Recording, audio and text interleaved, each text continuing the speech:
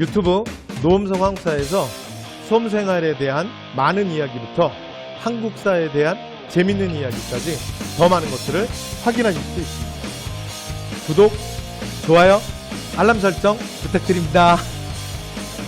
자, 이제 불교 두 번째예요. 자, 지난 시간에 저희가 이제 불교에 대한 기본적인 얘기 제가 좀 배경 좀 깔았고요. 자, 그다음 지난 시간에 저희가 내용은 원효까지 했습니다. 원효. 물론 좀 이따가 원효 얘기를 제가 다시 할 건데, 자, 그러면 이어서 의상으로 바로 들어갈게요. 자, 의상. 지난 시간에 했던 얘기 한 번 더 하면, 여러분 승려들 항상 승려도 마찬가지야. 그래서 우리가 불교의 사상을 뭐 너무 깊이 하는 건 아니고 결국은 역사 속에서 하는 거잖아. 그러니까 일단 기본적으로 뭐라고요? 이 과목은 시간의 과목. 그러니까 시간선이 잡혀 있어야 돼. 그래서 의상은 항상 누구 옆에 있다? 의상은 누구 옆에 있다고요? 네, 문망 옆에 있다는 거. 일단 시간 잡아주시고. 됐죠? 그 다음에 불교 문제는 실제로 불교의 종파를 물어보는 게 아니라, 제가 물론 좀 이따가 종파 얘기도 할 거야. 오늘은 좀, 그러니까 지난 시간에는 기본적인 베이스를 깔았으면 오늘은 조금 어려운 얘기까지 들어가 볼게요. 조금 심한 얘기까지 들어가 볼게. 그런데 이것도 오해하시면 안 되는 게 종파를 설명하는 게 목적은 아니에요.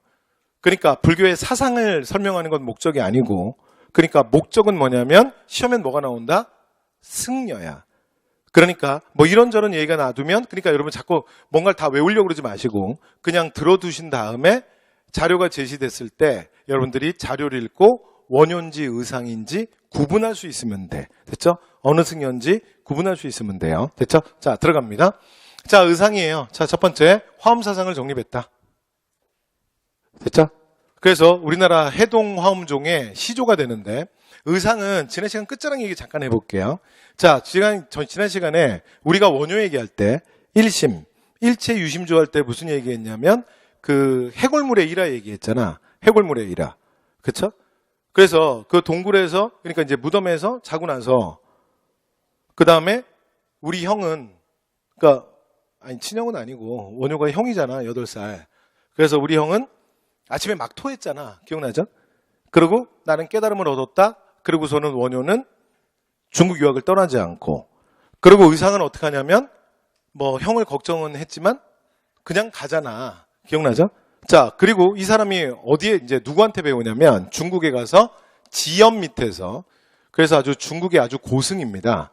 그 지엄 밑에서 지엄하게 가르침을 받다 와요. 됐죠? 그런데 이 지엄 잠시 후에 돌아올 건데 완전 중요한 사람이야. 됐죠? 자, 그래서 중국 승려, 자, 지엄, 요거 하나만 쓰고 갈게요. 자, 그 다음에 이제 돌아와서 그 저술 활동을 하는데, 지난번에 이런 얘기 했죠. 원효는 저술 활동을 굉장히 많이 한 사람이야. 됐죠? 그런데, 의상대사는, 저술 활동을 할 시간이 없어. 그래서 지난번에도 얘기했지만 주로 의상에 신경을 쓰시느라, 저술 활동을 할 시간이 없다고요. 네, 재미없네요. 자, 그래서 책이 딱 하나만 기억하시면 돼요. 근데 이 한 권도 사실은 실제로는 한 장이야. 그랬죠? 그래서 이게 뭐다? 화엄일승 법계도. 화엄일승 법계도. 요것만 딱 하나만 기억하시면 됩니다. 자, 근데 이 화엄일승 법계도의 내용은 뭐냐면요. 만물을 아우르는 하나 속에 있는 만물이야. 그래서 만물과 하나에 끊어지지 않고 이어짐, 조화와 통합을 얘기해요. 그래서 지난 시간에 제가 말씀드렸던 것처럼 원효와 의상의 가장 공통분모 중에 하나가 뭐라 그랬어? 조화와 통합이라 그랬죠. 그래서 사실은 화쟁도 조화와 통합이고, 그 다음에 화엄일승 법계도도 조화와 통합이야. 됐죠? 그래서 이걸 다른 말로 뭐라고도 하냐면 일즉다 다즉일이라고도 해요. 그래서 많음이 곧 하나요, 하나가 곧 많음이다요. 됐죠? 네, 그래서 일즉다 다즉일 이렇게도 표현합니다. 여기까지 됐지. 자, 이렇게 해서 화엄일승 법계도 얘기했는데, 근데 여러분 여기서 이거 하나 기억하셔야 돼요. 그 화엄일승 법계도 만물 아우르는 하나 속에 있는 만물. 그래서 여기서 중요한 게 뭐냐면 하나야. 그래서 이 하나가 만물과 이어주는 가장 핵심 고리지. 그래서 이 하나가 부처고 이 하나가 세속에선 구광이야. 됐죠? 그래서 화엄종이 강해지면 기본적으로 어떤 특징이 있냐면 중앙집권적 전제왕권을 뒷받침하는 특징이 있어요. 그래서 이건 무조건 기억해야 돼. 그래서 나중에 이거 뒤에서 계속 써먹을 건데, 그러니까 국가 입장에서는 불교에 여러분 종파가 되게 여러 개가 있잖아. 근데 국가는 항상 뭘 민다? 무조건 화엄종을 미는 거야. 이해되죠? 왜 그러냐면 이 화엄종이 강해지면 화엄종이 기본적으로 뭐에 기여한다? 왕권 강화에 기여하는 거예요. 됐죠?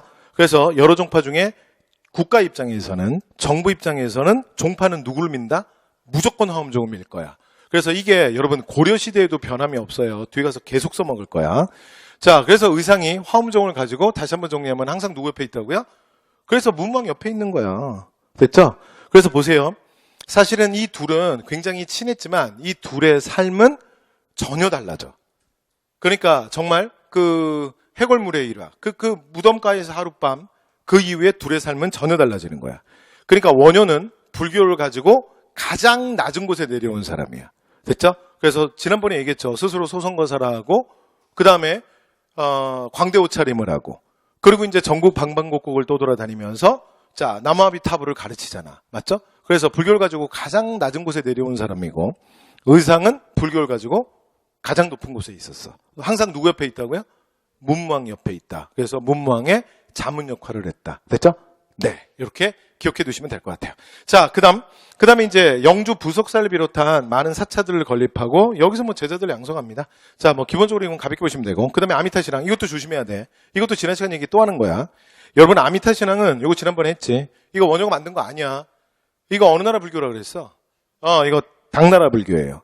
그래서 중국에서 뭐가 만들어지면 특히 당나라 이후에는 동아시아에서 다 유행한다 그랬잖아. 맞죠? 자, 그래서 아미타 신앙도 조심하셔야 되는 게 원효만이 아니야. 원효 말고 누구도 있다고요? 의상도 있어요. 그래서 이것도 둘의 공통분모야. 됐죠? 그러니까 아미타 신앙, 그 다음에 조화와 통합을 얘기했다? 이렇게 만약에 설명이 나오면 원효인지 의상인지 알 수가 없는 거야. 왜? 둘의 공통분모니까. 이해됐죠? 그러니까 다른 단어로 찾으셔야 돼요. 자, 근데 의상은 이 아미타 신앙 말고요. 하나가 더 있어요. 자, 그게 뭐냐면 관음신앙이야. 관음신앙. 그래서 이 관음신앙이라는 게 뭐냐면 현세신앙이에요. 그래서 지난 시간에 이 얘기 우리 살짝 하지 않았나? 우리 금당 얘기 안 했어요? 제가 지난 시간에 금당 얘기했지? 안 했어? 했잖아. 그쵸? 저 누구랑 얘기하는 거죠? 자, 근데 어쨌든 간에 금당이라는 건 어느 그 종교 기관에 가도 다 있어. 그러니까 대성전, 대예배당. 됐죠? 어느 종교나 다 있어요. 근데 그걸 불교에서는 뭐라 그러냐면 금당이라 그래. 그래서 금당에 모시는 부처가 본존불이야. 근데 여기 지난 시간에 했다고. 그래서 금당에 어떤 부처를 모시느냐에 따라서 건물의 현판의 이름이 달라진다 그랬잖아. 그래서 현세불 중에 최고불이 석가요래불이니까 석가요래불을 모시는 경우에는 대부분 건물의 현판이 이름이 대웅전이라고 붙어. 근데 아닌 경우도 있다고. 예를 들어 무량수전이라고 붙기도 하고 미륵전이라고 붙기도 하고 그 다음에 이건 본전불로 모시는 부처가 누구냐에 따라 달라지는 거야. 근데 지금 제 얘기는 금당.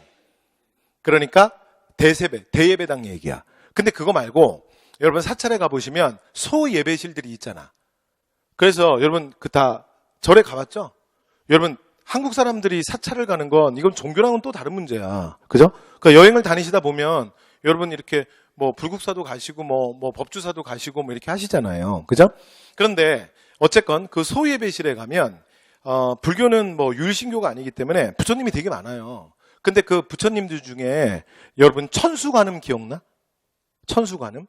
왜냐하면 천수관음은 이렇게 부처님이 여럿이 막 동시에 앉아 있거든. 근데 워낙 특이한 모습이라서 이게 눈에 좀 띄어요. 그냥 제가 설명할게요. 그래서 천수관음은 말 그대로 손이 1000개야. 그래서 천수관음이야. 그래서 부처님 중에 손이 되게 많은 스님이 있어요. 이렇게. 그러니까 부처님이 손이 촉촉촉촉촉촉 이렇게 해서 촉촉촉 이렇게 1000개가 있어. 여러분 내가 이걸 1000번 할 수는 없어. 그래서 손이 1000개야. 그런데 사실은 귀도 1000개야. 양쪽에 귀도 되게 많아. 그래서 하는 일이 뭐냐면 아미타불은 보세요. 내가 죽고 나서 그러니까 소위 말해서 이걸 연불이라 그러죠. 남아미타불, 남아미타불, 남아미타불.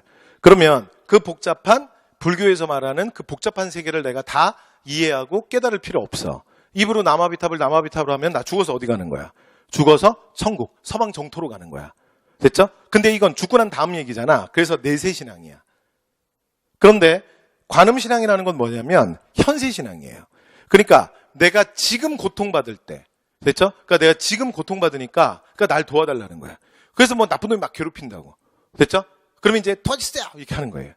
그래서 그 관음보살이 귀가 많아야 돼. 그래서 여러 개 듣고 그다음에 손도 많아야 돼. 그러면 도와주세요 하면 어떻게 되는 거야? 손 보내주는 거야. 이해됐죠? 촥 이렇게 하는 거예요. 이해됐죠? 그래서 재미없네요. 자, 그래서 뭐라고요? 관음신앙이야. 여러분 여기서 짧지만 불자들의 말이 다 끝나요. 해볼게요. 자, 남아미탑을 관세음보살이야. 그러면 여러분 보세요. 이 연불이 굉장히 짧은데 이 안에 다 들어있어. 그지?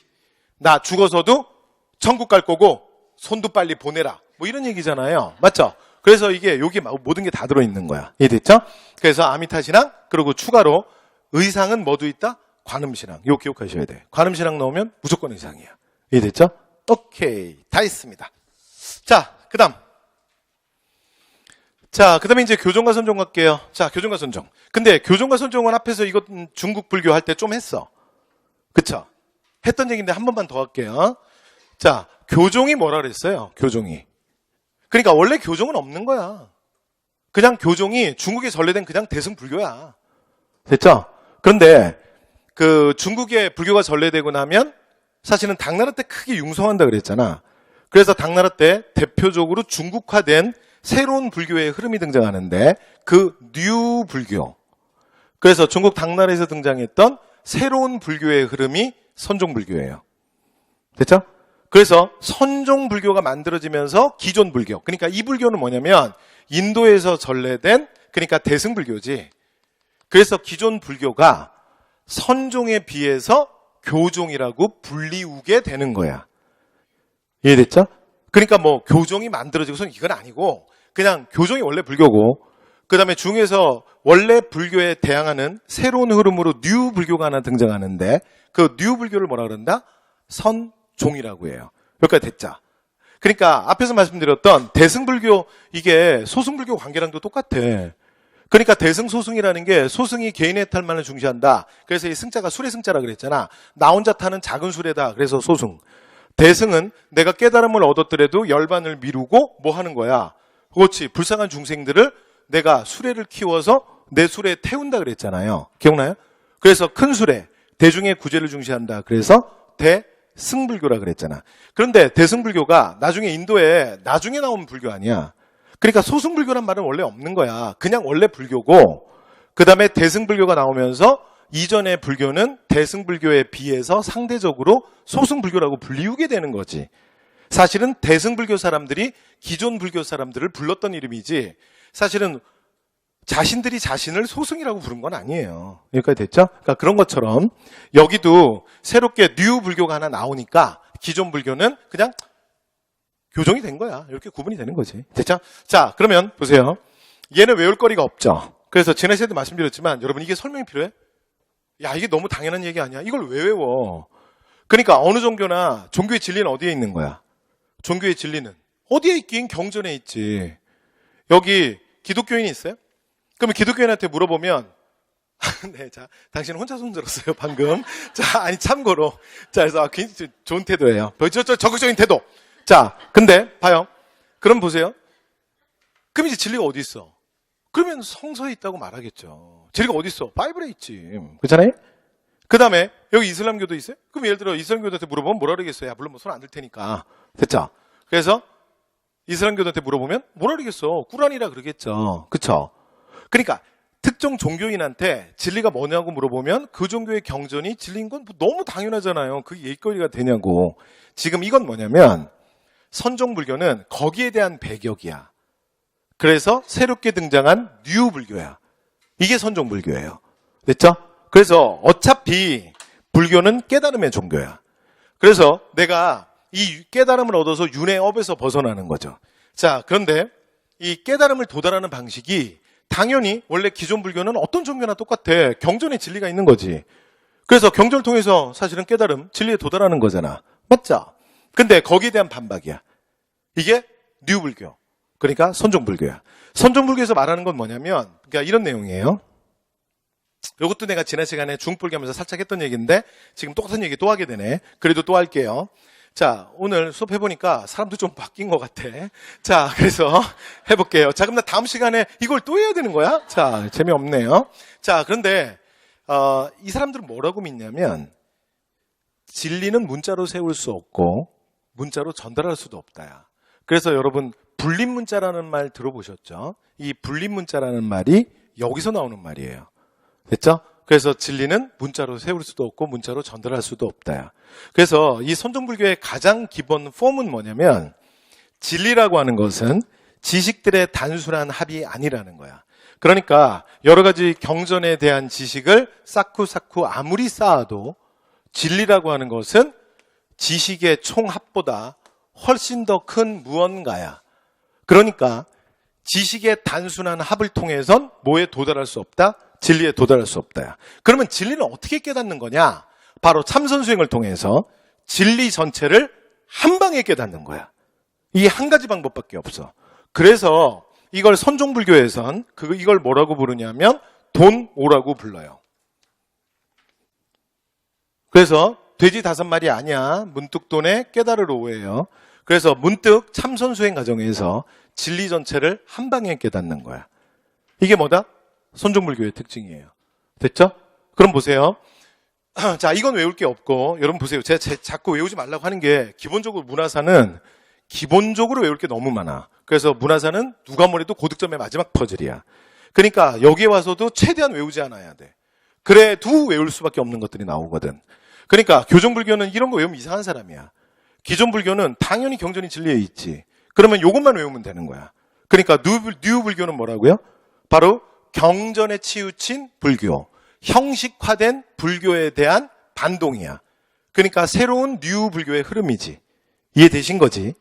그렇다 보니까 자, 이렇게 참선수행을 강조하고 도노를 얘기하면 필연적으로 어떤 성격을 갖게 되냐면 보세요.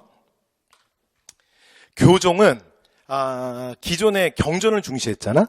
그러면 여러분 이게 어느 종교나 마찬가지야. 그러니까 어느 종교나 경전이라는 건 사실은 뭐냐면 그 예로부터 지금까지 이 종교에 몸담았던 사람들의 사상, 의식, 그리고 이 사람들이 만들었던 규칙, 그 다음에 삶의 방식, 이런 모든 것들의 총합이야. 그게 사실은 경전이거든요. 그래서 어떤 종교의 경전도 한 방에 만들어지는 건 없어요. 그러니까 그 어떤 신앙 공동체가 오랜 시간 동안 그들의 삶을 같이 하면서 그 안에서 어떤 결정체로 만들어지는 게 경전이야. 그러니까 보세요. 이거는 외우는 게 아니야. 그러니까 교종은 경전을 중시하니까 생각해보면 기존부터 계속 내려오던 삶의 방식, 그러니까 여러 가지 이전에 있었던 질서들, 그리고 기존의 권위들, 이런 것들을 기본적으로 인정하는 거야. 이해돼요? 그런데 지금 당나라에서 등장한 뉴불교, 선종불교는 특징이 뭐냐면, 그래서 이 선종불교는 인도불교가 아니라 얘는 가장 대표적인 중국화된 불교예요. 됐죠? 중국에서 처음 등장한 불교의 하나의 흐름이야. 그러니까 기존에 대한 반동이잖아. 그러다 보니까 얘는 어떤 성격이 있냐면 기본적으로 반질서적이야. 그러니까 기존 질서에 대한, 기존 권위에 대한 도전, 거부, 이런 특징이 있다고요. 여기까지 이해되세요? 그러니까 이게 왜 이렇게 되냐면 봐요.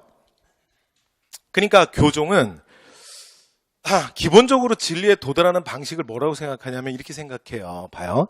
만약에 진리라는 것이 있잖아요. 그러면 교종이 진리에 도달하는 방식은 이거야. 매일매일 내가 경전을 배우고 익히고 배우고 익히고 이걸 계속 하는 거야. 그래서 경전에 대한 지식을 스텝 바이 스텝으로 계속 쌓아. 그래서 진리에 도달하는 거야. 돼요? 그래서 스텝 바이 스텝, 스텝 바이 스텝, 스텝 바이 스텝. 그만할게요. 그래서 진리에 도달해. 이게 교종이야. 돼요? 근데 선종은 그게 아니야. 그렇게 예를 들어 진리는 문자로 세울 수 있는 것도 아니고 문자로 단순하게 전달할 수 있는 것도 아니고 그렇게 스텝 바이 스텝으로 갈 수 있는 게 아니야. 그래서 참선수행을 통해서 진리 전체를 한 방에 깨닫는 방법밖에 없다고. 그러니까 무슨 일이 벌어지냐면 선종은 어쩔 수 없이 파격이 나오게 돼 있어요. 그러니까 예를 들면 만약에 여기가 지금 교종계 사찰이야. 예를 들어 볼게요. 그러면 예를 들어 이분이 뭐 30살 먹은 승려야. 네, 얘예요, 얘. 그 다음에 여기는 뭐 40살 먹은 승려야. 그 다음에 뭐 당신은 50살 먹은 승려야. 얘예요, 얘. 그 다음에 나는 70 할 거야. 그래서 전 2절의 주지예요. 저는 올해 70이야. 그럼 보세요. 우리 지금 넷 중에 진리에 누가 가장 가까이가 있어? 무조건 나지. 왜요? 왜냐면 내가 절밥을 제일 많이 먹었는데. 그러니까 승려들은 눈 뜨면 하는 게 경점 보는 것밖에 없는데 제가 이게 몇 년을 했겠어. 맨날 눈 뜨고 맨날 하는데 맨날 해요. 그러니까 경전을 내가 제일 많이 봤을 거 아니야. 그러니까 내가 진리에 가장 가까이 있는 거야. 여러분 잘 보세요. 지금 여기가 마음먹은 승려인데 이 사람이 날 역전할 수 있을 것 같아? 이거 절대 역전 못해. 내가 먹은 절밥이 어딘데 이걸 어떻게 역전해? 이해되죠? 절대 안 뒤집혀. 여러분 잘 보세요. 이번에 선종계 사찰로 가볼게요. 그냥 편하게 들어봐요. 교정계 사찰의 승려들은 뭐라 그러냐면 법사라 그래요. 이런 거 외우는 거 아니야. 그냥 그러려니 해요. 그래서 승려들 이름 보면 그냥 스님은 다 스님인데 어떤 스님은 법사라 그러고 어떤 스님은 선사라 그래. 그게 뭐냐면 법사는 교정계 승려예요. 그 다음에 선사는 선종계 승려예요. 그럼 내가 봐요. 이번에 선사들이 있는 선종계 사찰로 왔어. 그러면 예를 들어 여기가 뭐 30 먹은 승려야. 여기는 40. 여기는 50이야. 여기까지 돼요? 그 다음에 제가 2절에 주지야. 여기는 지금 선종계 사찰이야. 제가 올해 나이 70이야. 제가 2절에 주지예요. 여러분 잘 보세요. 우리 넷 중에 누가 제일 먼저 해탈해서 열반에 들까? 누가 제일 먼저 도노하겠어? 하면 이게 알 수가 없는 거야. 무슨 얘기냐면 교종의 방식에선 스텝 바이 스텝으로 쌓아가기 때문에 제가 진리에 가장 가까이에 있거든요. 제 나이가 70이니까. 그런데 이 경우는 얘기가 좀 달라요. 그러니까 진리라고 하는 건 그러니까 문자들 그리고 경전의 문자들의 단순한 지식의 합이 아니야. 그래서 누가 진리에 도달할지를 알 수가 없는 거예요. 그러니까 예를 들어 여기가 나이가 비록 40밖에 안 됐지만 예를 들어 이 승려가 참선수행 과정에 팍 하고 먼저 해탈을 해버릴 수도 있어요. 그럼 어떤 일이 벌어지냐면 여러분 봐봐요. 지금 우리 관계가 그냥 뒤집혀버리는 거야. 이해돼요?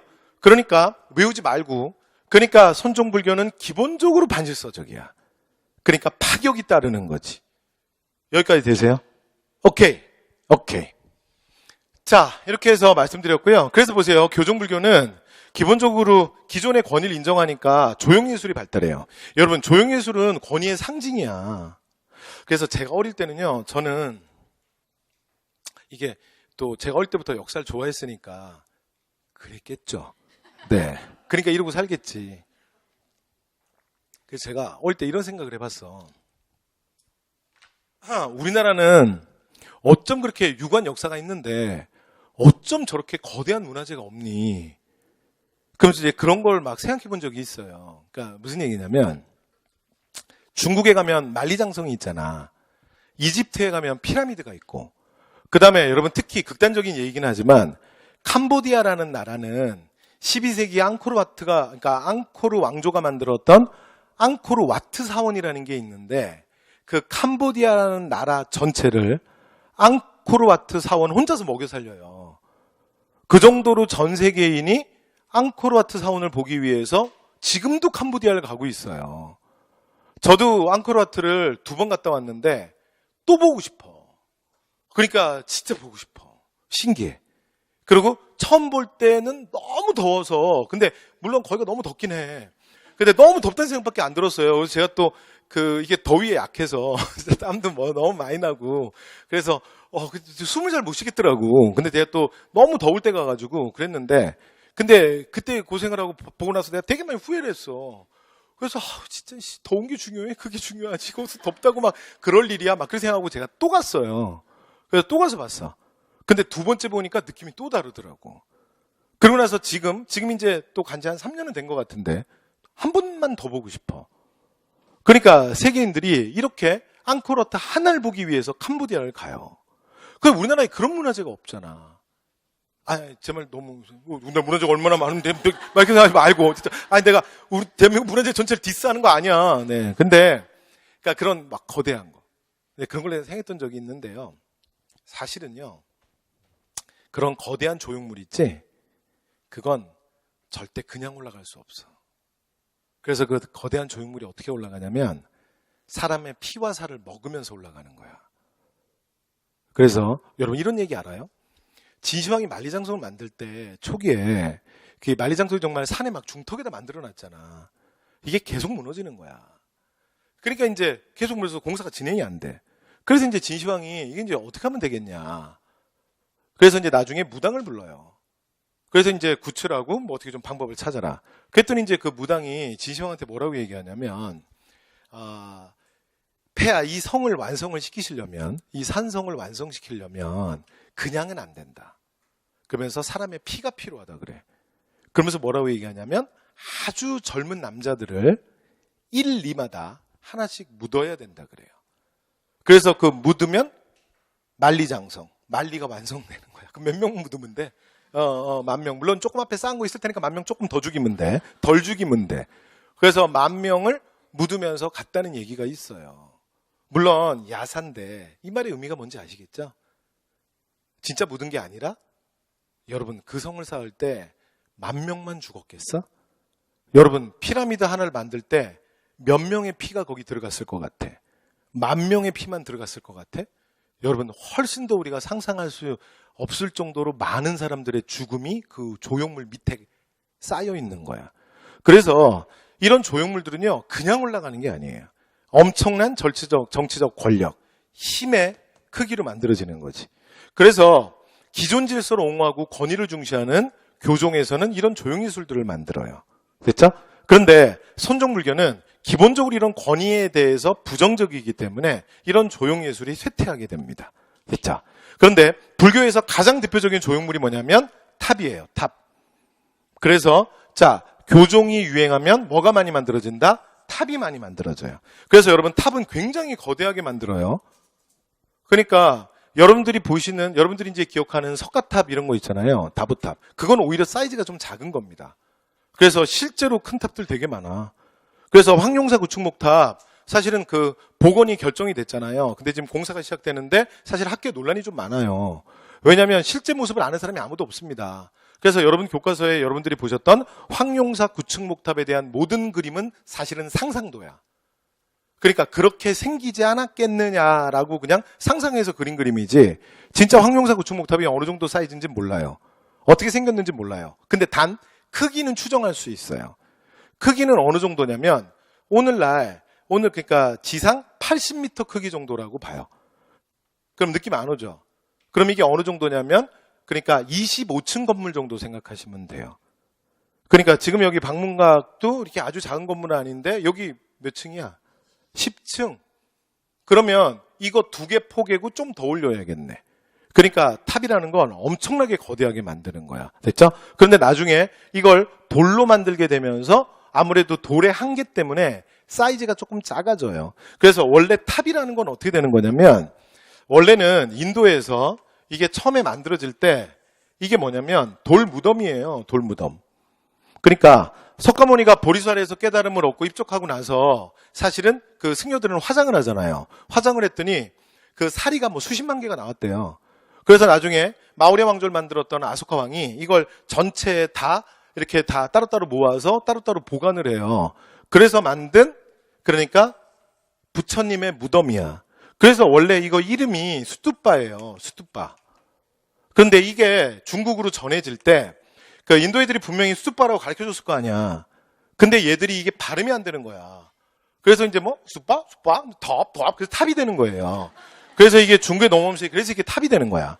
그래서 탑이라는 건 여러분 별게 아니고 원래는 그러니까 부처의 사리를 보관한 돌 무덤이야. 돌 무덤인데 중국 애들이 이걸 가지고 왔을 때 어떻게 했냐면 자신이 사는 목조 건물에다가 그냥 보관을 한 거야. 그래서 여러분 목탑이라는 게 뭐냐면요. 여러분들이 생각하시는 석탑, 그러니까 석가탑이나 다보탑에다가 재질을 나무로 바꾸면 목탑이 아니야. 그런 게 아니야. 목탑은 뭐냐면 그냥 지금 여러분이 계시는 이런 건물이야. 그냥 목조 건물이야. 근데 목조 건물 어딘가에 부처의 사리를 보관하고 있으면 그 건물을 통째로 그냥 목탑이라고 부르는 거예요. 이해됐죠? 그래서 중국에 넘어와서 자신들이 사는 이런 이제 막 건물에다가 어떻게 한 거야? 그냥 부처의 사리를 보관한 거야. 그래서 이게 뭐다? 이게 목탑입니다. 그래서 여러분 오늘날 목탑은 목조 건물이기 때문에 남아있지 않는 거야. 무슨 말인지 이해되셨죠? 왜냐면 여러분 목조 건물이라는 게 100년, 200년 되면 계속 유지가 될 것 같아? 어떻게 유지가 돼? 왜냐면 오늘날 여러분 이렇게 뭐 철근과 콘크리트로 만들었던 21세기 첨단 공법으로 만들었던 이런 건물들도 30년, 40년 지나면 재건축 들어가잖아. 그죠? 근데 목조 건물이 어떻게 100년, 200년을 갑니까? 그러니까 오늘날 다 없어지는 거예요. 이해됐죠? 그런데 나중에 이게 시간이 지나면서 뭐로 진화하냐면 석탑으로 진화하게 되는 거야. 그래서 탑이라고 하는 건 기본적으로 뭐다? 부처의 현신입니다. 요거 이제 지난 시간에 잠깐 말씀드렸죠? 그래서 탑은 부처의 현신이기 때문에 뭐로 올라갈 수 없다 그랬어요. 이거 지난 시간에 얘기하지 않았어? 그래서 짝수로 올라갈 수 없는 거야. 그래서 숫자도 세상 모든 것이 우주 이 삼라만상이 다 음양, 오행으로 이루어져 있잖아. 그래서 홀수가 양의 숫자고 짝수가 음의 숫자야. 그래서 부처는 양을 상징하기 때문에 무조건 홀수로 올라가야 돼. 그래서 3, 5, 7, 9, 11, 13 이렇게 가야 돼요. 됐죠? 그래서 짝수는 음의 숫자이기 때문에 저 숫자로 올라갈 수 없어. 됐죠? 그래서 자, 탑 같은 게 많이 만들어지고요. 그런데 선종불교는 종이예술이 쇠퇴합니다. 대신에 뭐가 있냐면 부도는 만들어요. 그러니까 이걸 이제 주의하셔야 되는데 부도는 정식 탑이 아닙니다. 그래서 이건 뭐냐면 승려들의 무덤이에요. 승려들의 무덤. 됐죠? 그래서 이 승탑은 반드시 옆에 비문을 적어줘야 돼. 그러니까 일반 탑은 비문을 적을 필요가 없는 게 그러니까 전부 부처의 살이니까. 그런데 승탑은 승려들이 죽잖아요. 그럼 이제 입적을 하면 화장을 해. 그러면 사리가 나오잖아. 살이 나와. 그리고 여러분 살이 우리도 나올 수 있대. 사리가 칼슘과 마그네슘 이런 것들이 이제 응어리지는 건데 그 동일한 동작으로 움직이지 않고 오랫동안 계속 있으면 몸 안에 그런 것들이 응어리가 진대요. 그러니까 여러분들도 이렇게 동일한 자세로 어딘가에서 계속 움직이지 않으면 살이 만들 수 있어요. 자, 그만할게요. 자, 근데 어쨌든 간에 그래서 이제 누구의 건지를 비문을 써줘야 돼. 이게 탑입니다. 그래서 여러분 사진으로 보면 비슷해 보이지만 실제로 탑과 승탑은 전혀 다릅니다. 탑은 부처의 현신이에요. 그리고 예배 대상이야. 그래서 금당 앞에다가 굉장히 거대하게 만들어. 그런데 승탑은 그런 게 아닙니다. 승탑은 스님의 무덤이에요. 생각을 해보세요. 상식선에서. 제가 아무리 할아버지를 사랑해도 우리 할아버지가 돌아가셨는데 우리 집 앞마당에 할아버지를 묻지는 않아요. 만약에 우리 집 앞마당에 할아버지 무덤 만들어 놓으면 무슨 일 벌어지겠어요? 남들이 대문 열면 무덤부터 보이겠죠?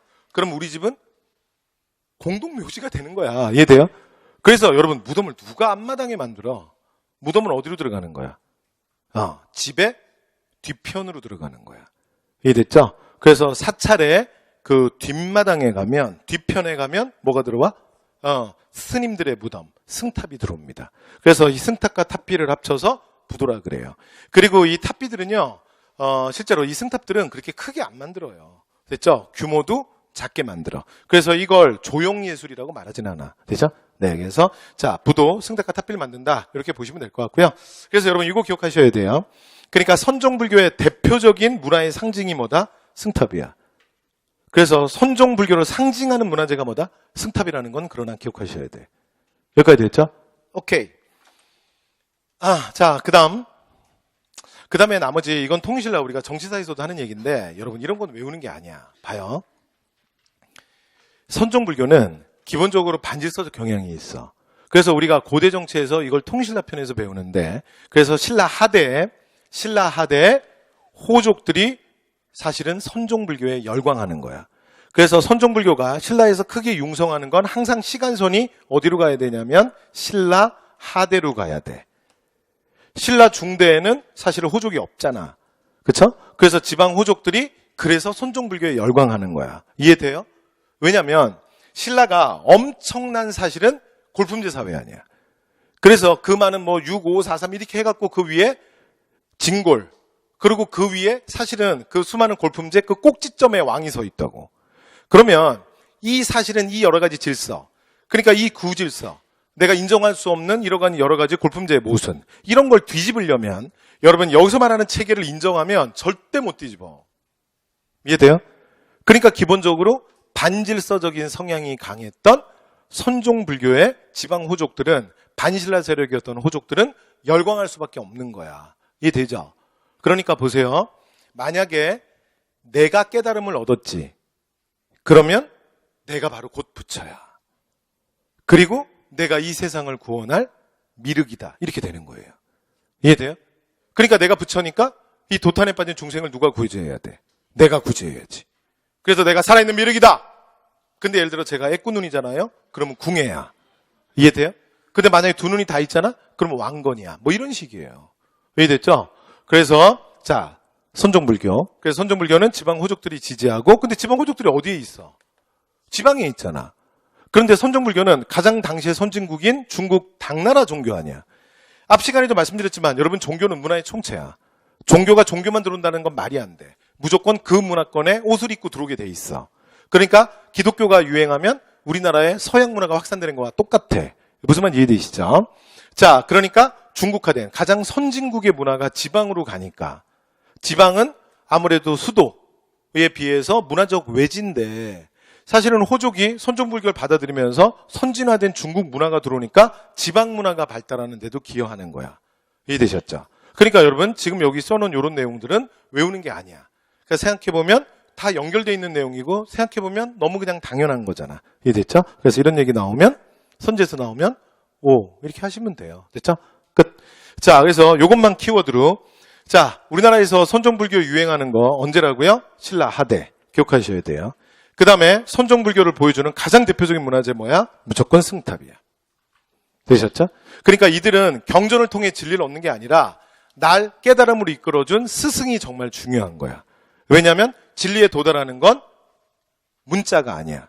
참선수행. 그래서 이 선종불교가 가장 철학적이고 참선수행을 통해서 하기 때문에 가장 철학적이고 그 다음에 가장 사변적이에요. 그래서 여러분 이런 말 들어보셨어요? 나를 진리로 이끌어준 게 누구냐면 내 스승이야. 근데 내 스승이 나를 돈으로 이르게 하는 방법이 뭐냐면 화두를 던지는 거야. 여러분 국어 시간에 화두 배우잖아. 그 화두가 어디서 온 거냐면 선종불교에서 오는 거야. 화두가 뭐예요? 말에 앞머리만 던지는 거야. 그럼 그걸 가지고 계속 사유를 하는 거예요.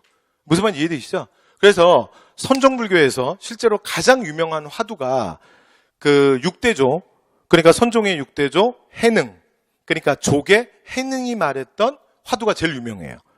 달마가 동쪽으로 간 까닭은. 이게 제일 선종불교에서 유명한 화두예요. 그러니까 예를 들어 큰 스님이 와서 그러니까 여러분처럼 이렇게 막 젊은 승려들이 있잖아. 그러면 화두를 하나 탁 던져주고 가시는 거야. 그래서 선종불교 승려들은 이거 참선수행 들어갈 때 이거 면벽 수련할 때요. 그 벽만 바라보고 진짜 최소한의 음식만을 먹으면서 물과 최소한의 음식만을 먹으면서 면벽 수련을 막 10년씩 해. 그냥 벽 보고 있는 거야. 보통 사람들은 미쳐요. 됐죠? 벽 보고 계속 있어. 무슨 감옥도 아니고. 그래서 벽 보고 계속 근데 뭔가를 생각해야 되잖아. 그 생각할 거리를 주는 거야. 그 큰 스님들은요.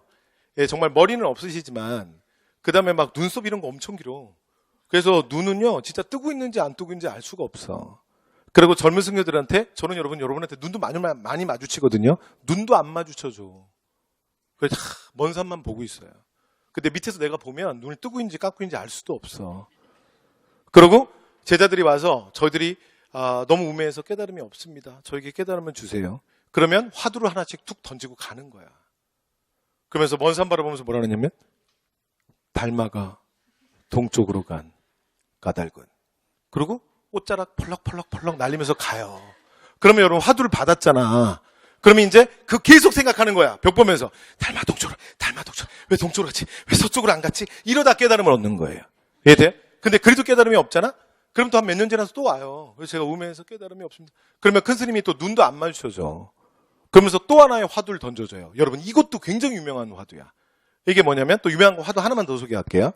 그래서 또 해능이 얘기했던 유명한 화두인데 제자들이 와서 얘기하니까 눈도 안 마주치고 먼 산 바라봐. 그러면서 뭐라 그러냐면 뜰 앞에 잣나무. 그리고 가요. 벌럭. 됐어요? 그럼 이제 또 받은 거야. 뜰 앞에 잣나무에 소나무가 아니 잣나무지. 이렇게 된 거야. 됐어요? 그러다가 면벽수는 10년씩 하다가 깨달음을 얻는 거야. 됐죠? 그래서 나를 진리에 이끌어준 누가 중요해? 스승이 중요해. 됐죠? 그래서 스승의 승탑을 만들고 그의 뜻을 기립니다. 이게 선종불교의 특징이야. 기억하셔야 돼요. 자, 이렇게 해서 선종까지 말씀 다 드렸네요. 자, 그 다음에 이제 뒷페이지 넘어갈게요. 자, 나머지 이제 고대불교 좀 마무리 해보겠습니다. 자, 뒤에 넘어가시면, 자, 삼국시대 불교의 특징. 하고선 거기 제가 필기 쭉 해놓은 거 있죠? 네, 본문. 그래서 왕실과 귀족 중심이다. 거기다 밑줄. 여러분, 요건 무조건 기억해야 돼. 그래서 여러분, 이거 지난 시간에 내가 미미했어요. 삼국시대와 통일신라 불교의 가장 큰 차이는 삼국시대 불교는 철저하게 왕실과 귀족의 전유물이야. 그러니까 일반적인 사람들이 오늘날처럼 불교를 믿게 된 건 언제 이후야? 통일신라 이후야. 그래서 통일신라 승려 중에 불교의 대중화에 기여한 3명의 승려가 굉장히 중요한 거야. 그리고 불교의 대중화에 기여한 승려 3명 중에 2명을 했어. 그게 조금 전에 우리가 했던 누구예요? 원효, 의상이에요. 그리고 1명이 더 있는데 1명이 진표야. 됐죠? 그래서 진표까지 하면 이렇게 3명이 불교의 대중화에 기여한 승려예요. 그래서 불교의 대중화. 일반적인 사람들도, 그러니까 우매한 농민들도 불교를 믿게 되는 건 언제 이후다? 통일신라. 남북국 시대 이후 얘기야. 여기까지 됐죠? 그래서 자, 왕실 귀족 중심 밑줄. 그건 꼭 기억해야 돼. 그 다음에 혹불교 샤머니즘 현세구복적. 그래서 이건 보시면 될 것 같고요. 그리고 여러분, 한국의 종교는 모든 종교가 다 그냥 현세구복적이야. 됐죠? 이건 이제 소위 말해서 토착화된다 그러거든. 한국에서는 복 얘기를 안 하면 다음 주에 만날 수가 없어. 이해돼요? 어떤 목사님이 신도들이 왔는데 하늘나라 얘기만 하잖아? 그럼 어떻게 되는지 알아요? 다음 주에 안 옵니다. 이해돼요? 그러니까 그 교인들이 다음 주에 다시 오려면 반드시 뭘 해야 되지? 뭘 해줘야 되냐면 축복을 해줘야 돼. 이해돼요? 그래서 복을 기원해줘야 돼. 복 많이 받으세요. 그래야 다음 주에 또 와. 이해돼요? 그래서 우리나라 모든 종교는 다 현세구복적이야. 되죠? 자, 그 다음에 밑에 나와서 고구려. 자, 수용은 전진의 순도로부터 자, AD 384년, 그러니까 372년, 이게 소수리망 때죠. 그래서 여러분, 한반도의 불교 수용은 전부 몇 세기? 4세기. 고구려도 4세기. 백제도 4세기. 그런데 이게 혼자 6세기에 가 있는 나라가 하나 있잖아. 그게 누구야? 신라. 신라만 예외예요. 그래서 신라가 제일 중요해. 자, 그 다음에 들어가서 교리의 발전, 승랑 같은 그 승려들을 통해서 삼론종이 발달한다. 그냥 가볍게 보시면 되고요. 그 다음에 백제. 자, 동진의 마라난터로부터 자, 공인하고 이건 누구다? 4세기 침류왕. 됐죠? 심령 때 공인되는 거야. 그 다음에 교리의 발전은 자, 율종. 그래서 이제 겸익인데, 여러분, 승려는 항상 시간선 세워놔야 된다 그랬지? 그죠? 겸익은 몇 세기야? 이거 무조건 기억해야 돼. 겸익 몇 세기? 6세기 성왕. 시간선 살아 있어야 돼. 그래서 여러분, 우리나라의 가장 대표적인 구법승. 그래서 구법승은 뭐 지난번에 제가 현장하면서 얘기했잖아. 이 구법승은 경정 구하러 가는 사람이죠. 가장 유명한 구법승은 해초야. 그래서 해초에 왕호천축국전. 그런데 지금 겸익은 해초보다 100년 정도 더 앞서 있는 사람이에요. 그래서 실제로 인도를 갔다 온 사람이야. 됐죠? 그래서 겸익이 인도 갔다 오고 나면 백제에서 율종이 발달하게 됩니다. 자, 근데 여기 율종에다 밑줄 하나만 치고 갈게요. 근데 이 율종은요, 나중에 우리가 뒤에 그 통일신라 종파에서 계율종이라고 배우거든요. 근데 그거 똑같은 거야. 됐죠? 그래서 구분 안 하셔도 돼요. 이거 정확하게 말하면 조금 다른데 우리 시험에선 똑같아. 끝. 자, 그 다음 아래로 내려옵니다. 신라. 자, 신라는 고구려 묵호자가 전해졌는데 사실은 바로 공인되지 못하죠. 자, 그리고 한 100년 정도 더 시간이 끌려요. 그러다가 언제 공인되는 거야? 법흥왕 때 이채돈의 순교로. 뭐 이제 기본적인 얘기니까 넘어갈게요. 그 다음에 이제 업설. 그 다음에 미륵신앙은 화랑도에도 영향을 끼쳐요. 되죠? 그래서 신라인들은 뭐라고 믿었냐면, 여러분, 지난 시간에 제가 미륵신앙, 그러니까 미륵불 얘기는 했잖아. 그쵸? 그래서 과거불이 뭐라고요? 과거불이 다보열애불. 현세불 중에 가장 큰 부처가 석가열애불. 그 다음에 아직은 안 왔는데, 석가모니가 곧 보낸다 그랬어. 커밍 순. 근데 인간 입장에서는 장난 아니야. 근데 곧 보낸다는 그 곧 보내는 게 37억 8천만 년 있다 보내는 거야. 됐죠? 그래서 37억 8천만 년 있다가 올 미래의 부처. 그 미래의 부처를 뭐라 그래요? 미륵불. 됐죠? 근데 우리나라 신앙은 뭐가 강하다? 미륵신앙. 그래서 미래불에 대한 갈망이 커요. 그런데 신라인들은 뭐라고 믿었냐면 신라를 구원할 미륵이 화랑의 모습으로 올 거라고 믿었어요. 됐죠? 그래서 화랑을 신라에선 뭐라고 불렀냐면 미륵선화라고 불렀어. 미륵선화. 됐죠? 그래서 화랑도에는 기본적으로 뭐가 있다? 불교의 영향을 받았는데 불교 중에서도 뭐의 영향이야? 미륵신앙의 영향이야. 됐죠? 끝. 자, 그 다음에 옆으로 넘어와서 남북국 시대. 자, 불교의 이해 기준이 마련되고요. 이건 지난번에 저희가 뭐 할 때도 했냐면 원효할 때도 했어요. 이건 원효 이후에 쓰는 말이야. 불교의 이해 기준이 확립됐다. 됐죠? 그 다음에 중대는 교종이 유행하고요. 그 다음에 정토종이 유행해요. 정토종이다 밑줄. 이게 정토종이 뭐라고? 아미타신앙. 가장 대중화된 불교야. 그러니까 다 필요 없어, 다 필요 없어. 어려운 경전 몰라도 돼. 뭐만 하면 돼? 입으로 남아비탑을 하면 내가 죽어서 이 윤회업에서 벗어나 서방 정토, 불교에서 말하는 천국으로 가는 거야. 이게 정토정이죠. 또는 아미타신앙. 또는 뭐라고도 부르냐면 정토신앙이라고도 해. 전부 같은 말이야. 자, 그 다음 아래로 내려올게요. 하대에는요, 선종이 유행하고요. 그 다음에 밀교가 유행해요. 여러분, 이게 밀교는 뭐냐면, 현세 구복적인 종파인데, 이게 여러분 어느 종교나 다 있어요. 그러니까, 보면, 우리나라에도 교회 많잖아요. 예를 들면, 이렇게 교회가 막 거대하고, 이렇게 체계화되고, 시스템화되고, 막 이제 이런 교회들 있잖아. 그런 거 말고, 또 뭐도 있냐면, 산속에 가면, 이런 기도원의 형태로 있는 교회들도 있어. 그런데 거기서는 주로 뭘 하냐면 주로 사람들의 병을 낫게 해. 그래서 예를 들어 병원에서도 뭐 다리를 고치기 힘들다, 병을 낫기 힘들다 그랬는데 이런 기도원에 가면 이렇게 뭐 장로님 뭐 이런 분들이 막 기도를 해서 병을 낫게 해주고 막 그래요. 아니 진짜야. 이해됐죠?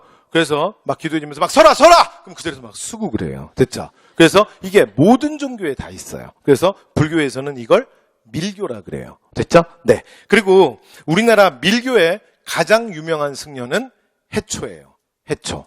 왕호천축국전의 저자. 됐죠? 잠시 후에 나와요, 이 얘기. 자, 그 다음에 밀교 그냥 읽어보시면 될 것 같습니다. 자, 밑에 와서 자, 고대 승려들. 자, 그래서 여러분 시험에는 결국 뭐가 나온다? 지금 제가 하는 건 다 배경 깐 거고 결국 시험은 무조건 승려야. 승려만 고르시면 돼요. 자, 갑니다. 승랑. 자, 승랑은요, 중국에서 주로 활약 많이 해요. 그래서 중국 삼론종 발달에 기여하고, 그 다음에 보덕은 열반종을 창시해. 그래서 백제에서 열반종을 만드는데, 이 얘기는 뒤에 가서 다시 할 건데, 이 보덕은 원래 위에만 써보실래요? 고구려. 이 사람은 고구려 승려야. 근데 백제로 망명한 거야. 왜 망명해? 영계소문 때문에. 영계소문이 불교를 억압하고 도교를 장려해. 여기에 반발해서 보덕은 백제에 망명해서 열받아서 만든 게 열반종이에요. 됐죠? 끝. 자, 잠시 후에 한 번 더 얘기할게요. 자, 그 다음 이제 밑으로 와서 백제. 백제는 겸이가 아까 했잖아요. 자, 겸이가 언제 사람이라고? 6세기 성왕. 기억하신 거야. 그럼 보덕은 언제 사람이라고? 그렇지. 영계소문 사람. 뭐래? 영계소문 사람? 아니, 시기. 영계소문이니까 몇 세기야? 7세기. 됐죠? 자, 그 다음 밑으로 내려와서 신라의 원광. 자, 원광은 섬론종. 그래서 실제로 섬론종의 대가야. 여러분, 저 좀 보세요. 이게 불교 종파를 다 이렇게 나올 때마다 굳이 우리가 다 알 필요는 없어요. 됐죠? 그냥 그러려니 해요. 됐죠? 그리고 솔직히 말해서 저도 잘 몰라요. 그리고 대충 무슨 종파인지는 알아. 그런데 사실은 되게 얕은 지식이지.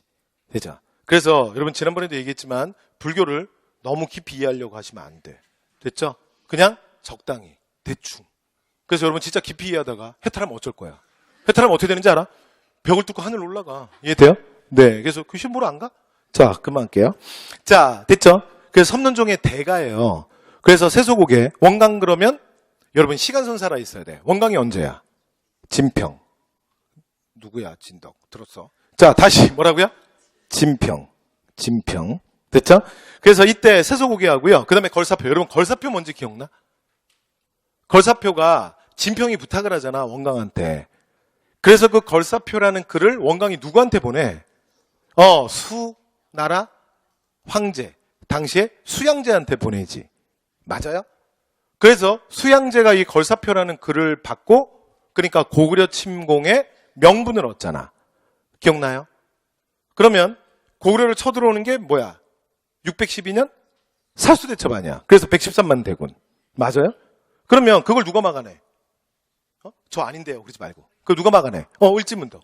을지문덕이 어느 왕 때죠? 고구려? 영양왕. 돼요? 그럼 이제 시간선 잡혔어? 그러면 원광이 신라 어느 왕 때라고요? 5초 전에 했어. 진평. 됐죠?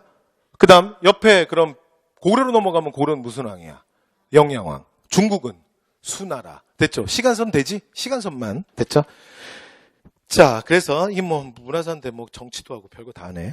자, 어쨌든 간에 됐어요? 네, 시간선 살아있으면 돼. 자, 여기서 한마디만 더. 그냥 편하게 들어봐요. 그 진평이 그 스님한테 군대 구하는 글을 써달라 그러잖아. 그래서 여러분 원광은 우리가 생각하는 스님이 아니야. 이게 승려가 할 짓이 아니야. 그러니까 아이돌 그룹, 그러니까 화랑들한테도 세속오개를 내리잖아. 근데 그 5개가 불교의 가르침이 하나도 없어. 3개가 일단 유교잖아요. 사군이총 사친이요, 교의신. 그리고 나머지 두 개는 더 끝내줘. 하나는 살생유택. 살생유택이 뭔데? 그렇지. 쑤실 때 잘 보고 쑤셔. 뭐 이런 거야. 그래서 쑤시고 났더니 우리 편이면 어떡해. 뭐 이런 거야. 그러니까 여러분 불교는 아무리 작은 미물이라도 죽이지 않아요. 그래서 모든 생명에 대한 무조건적인 사랑을 하는데 이걸 불교에선 자비라고 해요. 그런데 스님이 지금 아이들한테 뭐라고 가르쳤냐면 청소년들 모아놓고 뭐라고 가르치는 거야. 그렇지. 잘 보고 죽여. 뭐 이런 얘기잖아. 이게 스님이 할 소리야. 더 끝내주는 건 임전무태야. 전쟁에 임해서는 뭐함이 없으라고요? 후퇴함이 없으라고. 그러면 여러분 전쟁에서 우리 지휘관이 후퇴를 할 때는 어떤 경우야? 여러분 이게 진짜 긴박한 상황이야. 이거 놔두면 다 죽는 거야. 그래서 빼는 거야. 근데 그래도 니들은 어떻게 알아야? 너희 청소년들은 그 자리에서 죽어라야. 그래서 여러분 원강이 이 세소고개를 두 명의 화랑한테 내려요. 그리고 이 두 명의 청소년이 이 스님의 말씀대로 그 다음 전쟁에서 둘이 다 죽어요. 그러니까 정말 말씀을 얼마나 잘 들은 거야. 그죠? 그래서 원강 보면 이게 진짜 스님이 할 행보가 아니야. 그래서 진짜 호국의 상징이에요. 그 다음에 걸사표는 더 끝내줘. 걸사표가 뭐냐면 군대를 구하는 글이야. 그래서 걸사표를 수양제한테 쓰면서 결국은 엄청난 전쟁이 일어나. 이게 살수대첩이야. 그래서 수양제가 113만 대군을 끌고 고구려를 쳐들어오는. 됐죠? 그런데 그 스님한테 그런 걸 부탁하냐 진평왕이. 그죠? 그게 왜 그러냐면요. 원래 원강이 중국 섬론종의 대가야. 그래서 중국 유학 당시에 원래 수나라를 세운 게 문제거든요. 양견. 그래서 양견과도 안면이 있는 거야. 그래서 사실은 이제 수문제, 수나라를 건국한 양견의 초대로 가서 뭐 법회도 주관해주고 막 이렇게 했던 거예요. 그런데 당시에 수양제는 둘째 아들이거든요. 수문제. 그래서 왕자 중에 한 명이야. 그러니까 수양제랑도 원강 법사가 뭐가 있는 거야? 그렇지. 안면이 있는 거야. 그러니까 진평이 원강한테 걸사표라는 글을 써서 그러니까 수양제한테 보내라는 게 그냥 스님한테 부탁을 하는 게 아니에요. 그러니까 뭔가 중국이랑 선을 닿아야 되는데 인맥이 없잖아. 그런데 스님 중에 당시에 중국 유학파들이 있었다고. 그리고 중국 왕실과도 이어진 사람이 원강이야. 그래서 원강한테 써달라 그러는 거예요. 됐죠? 네, 그래서 그냥 그러려니 하시면 돼요. 자, 그 다음에 백고자회 황룡사에서 열고요. 백고자회 뭐 지난 시간에 얘기했고, 그 다음에 점찰법회를 최초로 개최합니다. 여러분 점찰법회가 뭐냐면 잠시 후에 돌아올게요. 이게 가장 대중화된 불교야. 이 점찰법회를 우리가 뭐라 그러냐면 참회법회라 그래. 참회법회.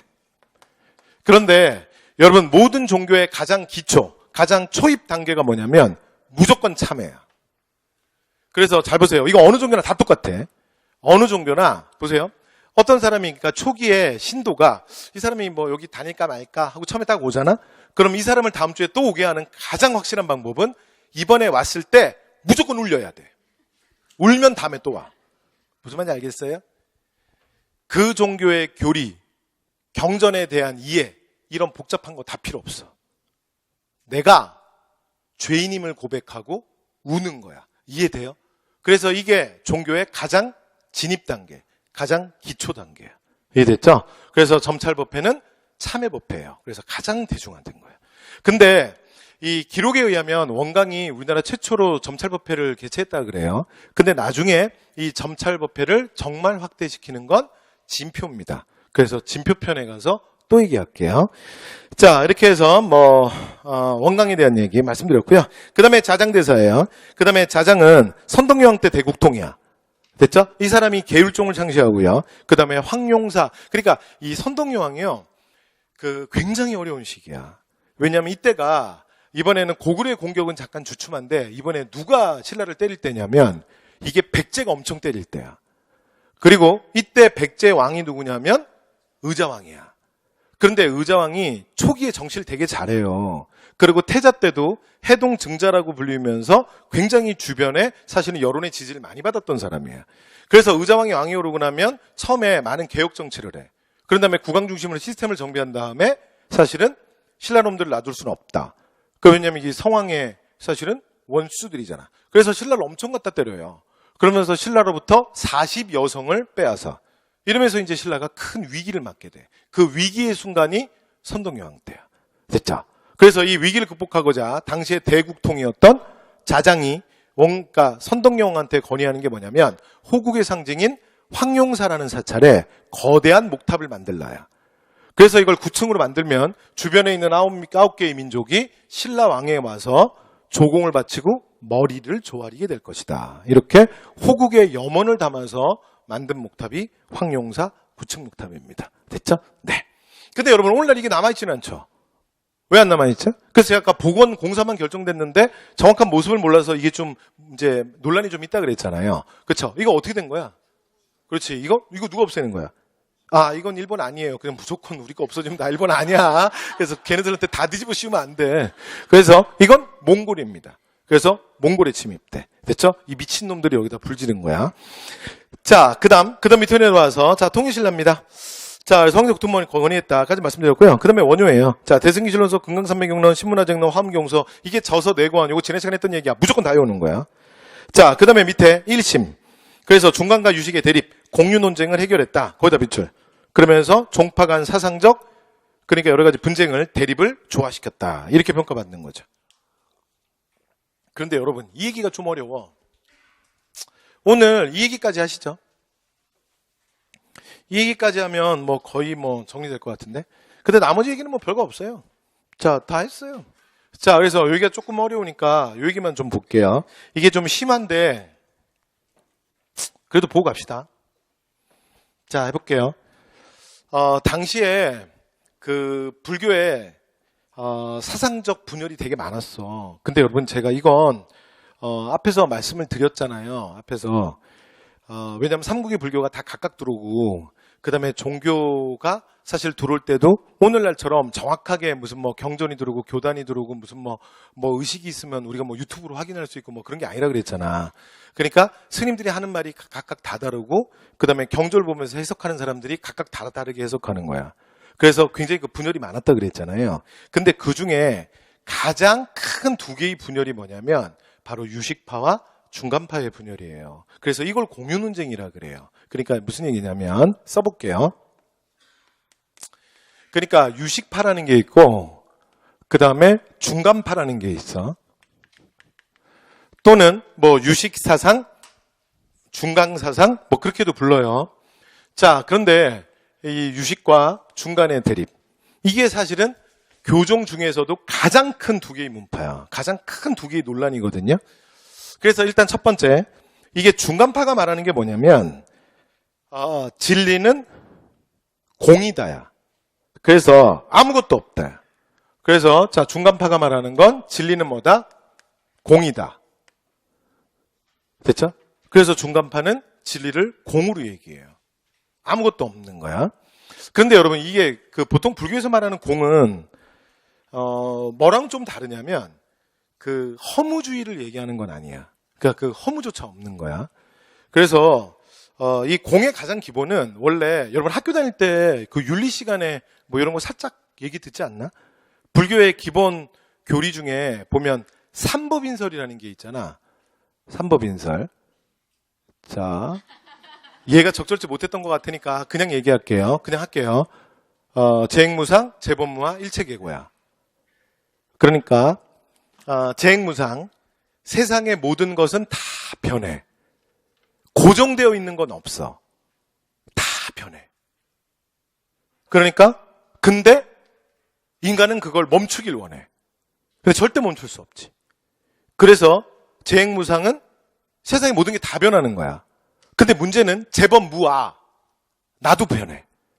무슨 얘기냐면 지금 우리 만난 지 여러분 보세요. 오늘 우리가 이렇게 만난 지 약 1시간 정도 된 것 같아요. 아까 낮에 저 지금 단가부터 만난 분은 한 5시간 이상 됐어. 그죠? 그럼 봐요. 제가 5시간 전보다 1시간 전보다 1시간만큼 더 늙은 거야. 나는 내가 멈춰있길 원하지만 멈출 수 없어. 제가 1시간 더 늙은 거야. 웃고 있는데 당신들도 이 자리에서 나랑 같이 늙었어. 재행무상. 세상의 모든 것은 다 바뀌어. 고정된 것은 없어. 그런데 인간은 이걸 멈추길 원해. 멈추길 원하죠. 근데 멈출 수 없어. 그런데도 붙잡고 싶어 해. 이걸 놔줘야 돼. 근데 붙잡죠. 그래서 일체계고. 우리의 삶이 고통뿐이야. 이해돼요? 세상의 모든 사람은 태어나고 늙고 병들고 죽어요. 어느 누구도 예외일 수 없어. 그쵸? 그런데 우리 아버지가 돌아가신 거야. 그러면 이건 우리 아버지만의 문제가 아니야. 우리 어머니가 돌아가셨어. 우리 어머니만의 문제가 아니야. 지금 이 순간에도 세상에 수많은 사람들이 다 죽어가고 있어. 맞죠? 아니, 다는 아니고 죽어가는 사람들이 있잖아요. 그죠? 어머니가 돌아가시면 내가 어머니를 보내드리면 돼. 아버지가 돌아가시면 내가 아버지를 보내야 돼. 그런데 문제는 내가 못 보내는 거야. 그래서 방 안에 앉아 있으면 방에 문고리만 봐도 어머니가 저 문을 열고 나올 것 같아. 문고리만 봐도 울음이 터져요. 왜 이렇게 내 삶이 고통이야? 어머니를 붙잡고 있어서 그래. 어머니가 돌아가셨잖아. 보내드려야 되는데 내가 붙잡고 있는 거야. 이해돼요? 그래서 내 삶이 고통이야. 세상은 뭐예요? 공이야. 이해됐죠? 네, 이게 중간파야. 중간사상. 그런데 여기에 대한 이제 유식의 반격은 뭐냐면 공이 어떻게 진리냐야. 공은 현상이지. 그래서 진리는 이 삼라만상의 변화를 파악하는 마음의 작용이다야. 그래서 유식파에서 중요하게 생각하는 건 심이. 삼라만상의 변화를 파악하는 마음의 작용. 그래서 여러분 이걸 일명 뭐라 그러냐면요. 이렇게도 불러요. 그러니까 중간파는 아무것도 없다야. 그래서 중간파의 부정론. 여러분 이것도 기출선지야. 기출선지된 거 그대로 써볼게요. 그래서 중간파의 부정론. 그 다음에 유식파는 여기에 대비해서 뭐라 그러냐면 유식파의 긍정론이라 그래요. 그러니까 아무것도 없는 것은 아니고 오직 무엇이 존재한다? 삼라만상의 변화를 파악하는 마음의 작용이 존재한다. 이게 식이에요. 그래서 여러분 한자로 그 지식할 때 식자를 찾아보시면요. 우리가 일반적으로 쓰는 그 지식할 때 그 식 있잖아. 그거 말고 그 식이 한 글자 보면 뜻이 여러 개잖아요. 뜻이 쭉 내려오면 밑에 보면 뭐가 있냐면 맨 마지막에 불교 용어로 삼라만상의 변화를 파악하는 마음의 뭐 38가지 작용인가 뭐 그런 표현이 그런 설명이 또 나올 거야. 그걸 얘기하는 거야. 마음의 작용. 이해됐죠? 삼라만상의 변화를 파악하는 마음의 작용이 진리다. 됐죠? 그래서 이렇게 둘이 붙은 거예요. 됐죠? 자, 그래서 이렇게 둘이 붙은 이걸 일명 뭐라 그러냐면 이걸 일명 공유 논쟁이라 그래요. 무슨 말이 되세요? 그러니까 있다 없다에 대한 논쟁이야. 그러니까 중간파는 삼법인설에서 말하는 것처럼 정말 아무것도 없다고. 그 다음에 유식은 아니야. 삼라만상의 변화를 파악하는 마음의 작용이 있다야. 이해됐죠? 그래서 이걸 있다 없다. 그래서 공유논쟁이라고 해요. 되죠? 그런데 이 공유논쟁을 그러니까 이제 정리하는 사람이 누구야? 원효예요. 됐죠? 그래서 원효가 이 공유논쟁 그러니까 중간사상과 유식사상의 대립을 원효가 해소를 하는 거죠. 이게 원효의 1심이에요. 됐죠? 그래서 신문화쟁론에서 뭐라고 얘기하는 거야? 쟁하지 마라. 같은 부처를 향한 같은 마음이다. 기억나시죠? 네, 이렇게 되는 거야. 그런데 실제로는요, 이게 원효라는 그러니까 엄청나게 큰 스님의 이 엄청난 권위로 그냥 눌려진 거야, 사실은. 그래서 원효가 공유논쟁을 좀 해결했다 이렇게 말은 하는데요. 근데 실제로는 이게 안 끝나요. 그래서 계속 이어져. 됐죠? 그래서 제가 끝장을 볼게요. 여기 다음 시간에 중세불교 가서 바로 할 얘기야. 됐죠? 중세불교로 제가 바로 이을게요. 자, 그래서 얘가 어떻게 되는 거냐면 이 유식파가 뭐가 되냐면 이게 오교 중에 가장 큰 문파 중에 하나인 얘가 법상종이 되는 거예요. 그 다음에 이 중간파, 중간사상이 뭐가 되냐면 또 하나의 거대한 문파인 이게 화엄종이 되는 거야. 그래서 다음 시간에 제가 오교 구산할 때 이 얘기 다시 얘기할 건데 그러니까 교종에서 가장 큰 두 개의 문파가 법상종과 화엄종이에요. 그래서 여러분 이거 오해하시면 안 되는 게 잘 보세요. 원효가 공유논쟁을 해결했다. 종파 간 대립을 극복했다. 이 표현이 나올 때 있잖아. 이 말이 나오잖아. 그래서 교종과 선종의 대립을 어쩌고 저쩌고 나오면 무조건 틀리는 거야. 이해돼요? 그런 거 없어. 무슨 말이냐면 우리나라에 들어온 선종은 6대조 족의 해능 이후에 만들어지는 정확하게 말해서 남종선이야. 그런데 이 말 어렵죠? 몰라도 돼. 그런데 내가 말하고 싶은 게 뭐냐면 그 족의 선사가 나이가 그러니까 636년생인가 뭐 637년생인가 그래. 근데 원효가 617년생이야. 무슨 말이냐면 원효가 해능선사보다 20살 정도 형님이야. 그런데 어떻게 해능선사의 선종불교에 원효가 영향을 받을 수 있어? 본인이 훨씬 더 나이가 많고 선배인데 무슨 말인지 아시죠? 그래서 우리나라에 선종이 유행하고 교종과 문제를 일으키는 건 아까 얘기했죠. 선종은 우리 뭐라고 외우기로 했어? 신라 하대로 보내야 돼. 그런데 원효는 어떤 사람이냐면 통일기 사람이잖아. 그래서 원효에게 뭐 나 저술이면 아니면 안 돼. 기억나요? 그래서 여러분 요속공주가 누구의 딸이라고 그랬어? 요속공주가 춘추, 무열왕의 딸이라니까? 그러니까 그 시대 사람 아니야. 그 신라 하대의 선종이 유행하는데.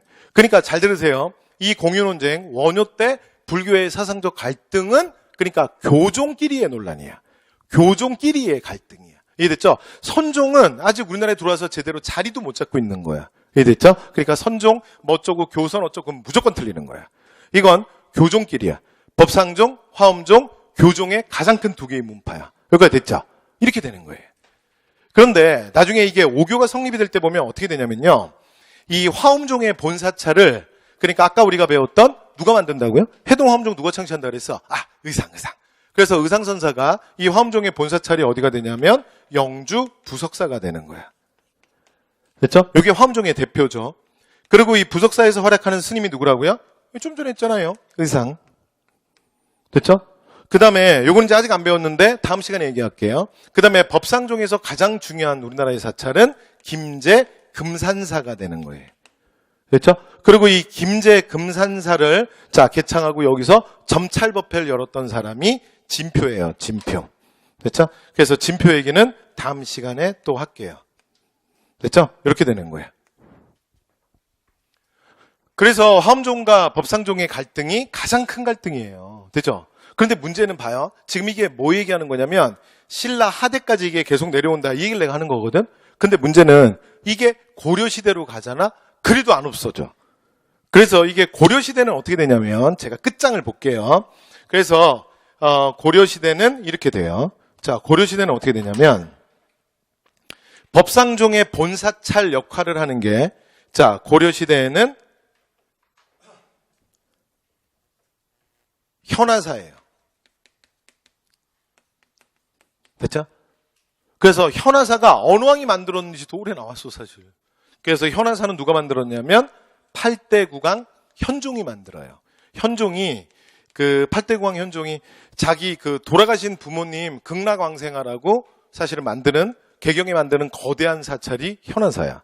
근데 이 현화사가 법상종의 고려시대에는 본사찰이 돼요. 그리고 이 법상종은 누가 미냐면 여기 그러니까 지지 세력이 누구냐면 인주 이씨들이에요. 경원 이씨들. 그러니까 이건 문벌 귀족들이 지지하는 사찰이야. 됐죠? 가장 대표적인 게 인주 이씨. 이 인주 이씨가 여러분 경원 이씨랑 똑같은 말이에요. 그래서 가장 대표적인 인물을 적어보면 이자연. 문종 때 이자연, 그리고 인종 때 이자겸. 됐죠? 이렇게 되는 거야. 되지? 그 다음에 이 화엄종의 본사찰 역할을 고려시대 하는 건 뭐냐면 흥왕사예요. 흥왕사. 그런데 사찰 이름 한번 보실래요? 이 흥왕사는 누가 만들었냐면 바로 귀족 중심의 불교를 견제하기 위해서 11대 국왕 문종이 나서는 거야. 그래서 문종이 그러니까 개경에 만든 거대 사찰이야. 이게 흥왕사야. 그런데 여러분 사찰 이름 한번 봐보세요. 이름부터가 뭐 의미해?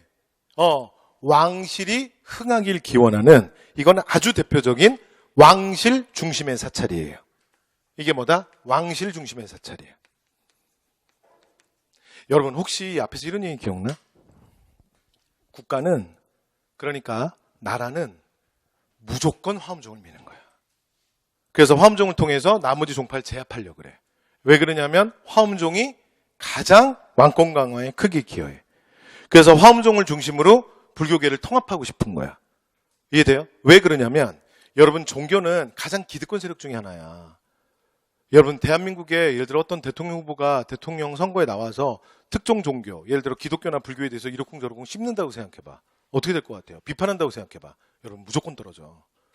그래서 원래 그 전근대 사회의 국왕도 종교계, 특히 불교를 건드릴 때는 목 내놓고 시작하는 거야. 자기도 어떻게 될지 몰라. 이해됐죠? 그래서 실제로 정부 내에 여러 가지 정치권의 분열이 있잖아요. 이게 종교계랑 다 기득권 세력들이 연결돼 있어요. 됐죠? 자, 그래서 보세요. 문종이 왕실 중심의 사찰을 만들고요. 그래서 화엄종 중심으로 교종을 통합하고 싶은 거야. 됐죠? 그래서 실제로 문종이 자신의 넷째 아들을 승려를 만들잖아. 이 사람이 누구야? 대각국사 의천이에요. 됐죠? 이게 누구라고요? 문종의 넷째 아들 대각국사 의천이야. 그럼 보세요. 여러분 나중에 우리가 고려에 똑같은 얘기를 해. 고려 때 교선 통합. 그러니까 불교계 통합이라는 게 뭐냐면 해볼게요. 첫 번째는 이거야. 화엄종 중심으로 법상종을 먹는 거야. 그러니까 지금 의천의 홈그라운드가 어디냐면 의천이 흥왕사의 주지거든요. 그래서 흥왕사에서 타겟이 누구야? 현하사야. 그러니까 법상종 먹는 거예요. 그리고 여러분 이거 기출문제 최근에 지금 2번 연달아 나왔잖아. 이게 현하사, 법상종 현하사가 인주이 씨, 경원이 씨들이랑 아주 밀착돼 있어요. 그래서 이자연의 아들도 승려야. 이자겸의 아들도 승려야. 그래서 이자연의 아들은, 문종 때 이자연의 아들은 현하사의 주지야. 아예. 그리고 이자겸의 아들도 승려인데 이자겸의 아들은 무슨 일을 하냐면 1126년에 이자겸의 난이라는 게 터지잖아요. 그쵸? 그때 보면 현하사에서 군대가 동원돼요. 그 군대를 이끌었던 스님이 사실은 이자겸의 아들이야.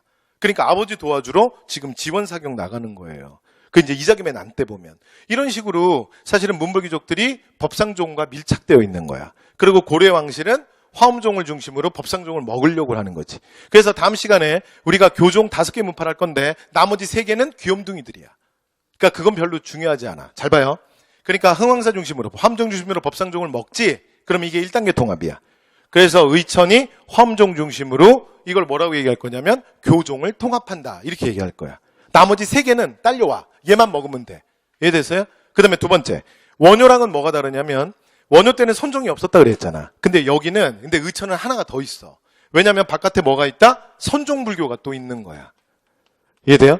그러니까 선종 문제도 지금 의천은 해결을 해야 되잖아. 맞죠?